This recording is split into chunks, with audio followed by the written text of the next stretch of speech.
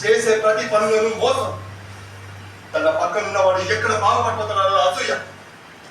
తన దగ్గర లేని ఎదుటి వాళ్ళ దగ్గర ఉన్నారో స్వార్థం. ఇక్కడ మంచి మనుషుల వేదన కనబడదు, ప్రతిభావంతుల హోదాలో వినపడదు. నీచమైన సమాజం, విలువలు లేని జనాలు. మనిషి ఇంత నీటాన్ని చేయలేకపోయాడు. అరే, ఏ జంతువు తోటి జంతువుని చంపుకొని తినదు, కానీ మనిషి మాత్రం తోటి మనిషిని చంపుకొని తింటున్నాడు.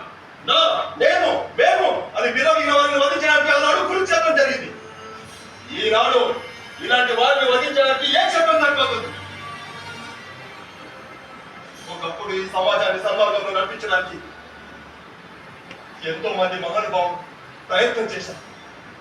కానీ ఇప్పుడు ఈ సమాజాన్ని సన్మార్గంలో నడిపించాలంటే ఎన్ని భారతాలు జరగాలి, ఎన్ని కురుక్షేత్రాలు జరగాలి, ఎన్ని రామాయణం జరగాలి, ఎన్ని రామరాకాశాలు జరగాలి.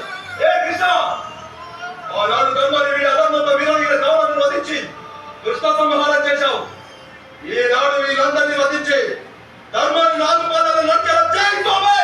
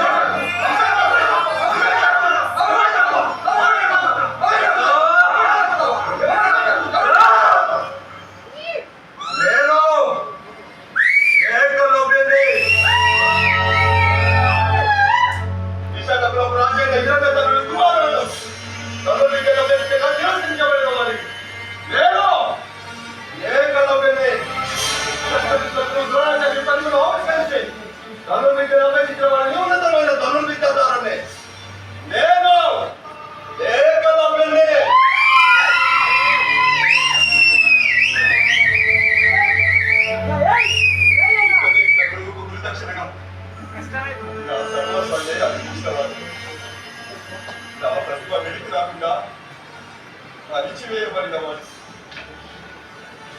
నేను ఏకలవ్యుని.